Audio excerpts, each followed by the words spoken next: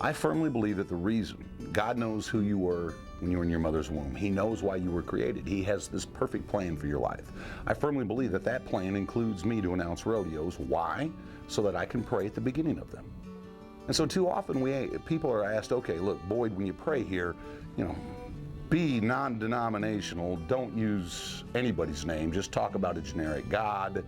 And that bothers me. I'm endorsing for Prefer, Justin. I don't sit there and speak about a boot company or a livestock handling company. I speak about Preferred or Justin.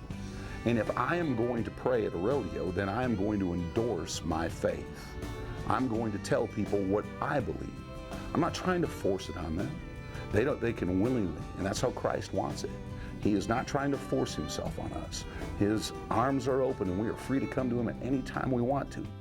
There have been places where I have had to say, I will not pray that way. And now you have to decide what you want to do. And sometimes you lose the prayer. It doesn't happen. But to me, I would rather not pray than have an empty prayer that has no meaning. In those places where I'm denied that opportunity to pray to Christ in public prior to the rodeo, those are the places where, for lack of a better word, I get a chip on my shoulder.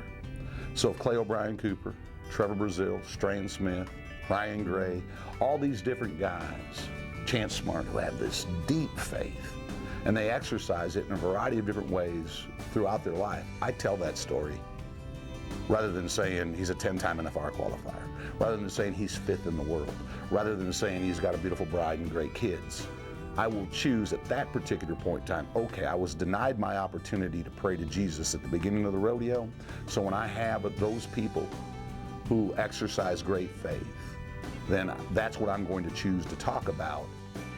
And yeah, to a certain extent, I know God created me to announce rodeos. He did it so that I could witness for him, so that I could, illustrate what sincere prayer sounds like.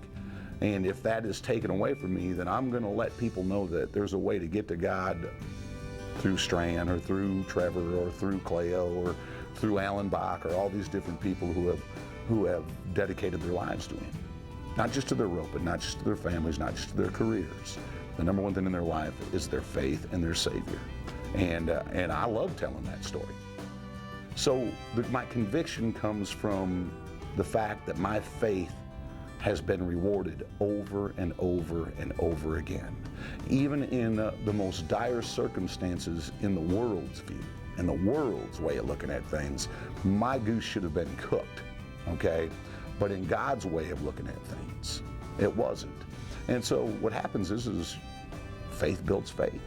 But you got to start somewhere. You got to start believing. You got to start trusting. You got to start getting into that word, repeating God's own words back to him in prayer and saying, you know what, I believe you, I love you, I trust you, and therefore, whatever circumstance I'm facing, I can do all things through Christ who strengthens me.